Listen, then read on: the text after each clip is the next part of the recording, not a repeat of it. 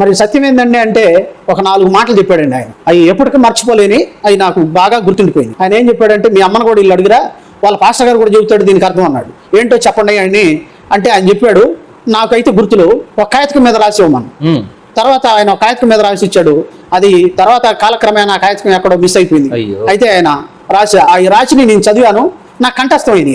అవి ఏమిటంటే, మొదటగా ఓం బ్రహ్మపుత్రాయ నమః అన్నాడు. రెండోదిగా ఓం ఉమధ్యాయ నమః అన్నాడు. మూడోదిగా ఓం కన్యసుతాయ నమః అన్నాడు.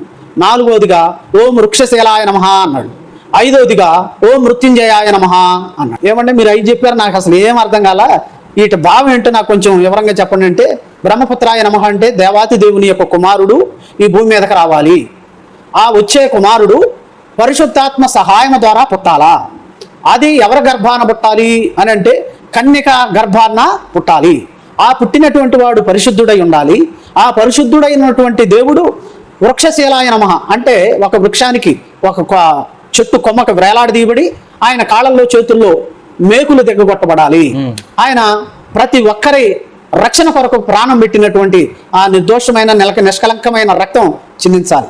తర్వాత ప్రాణాన్ని పెట్టిన ఆయనే ప్రాణాన్ని మరలా తీసుకోగలిగి ఉండాలి. అందుకనే మృత్యుంజయాయ నమః అంటే మరణాన్ని గెలిచేవాడై ఉండాలి.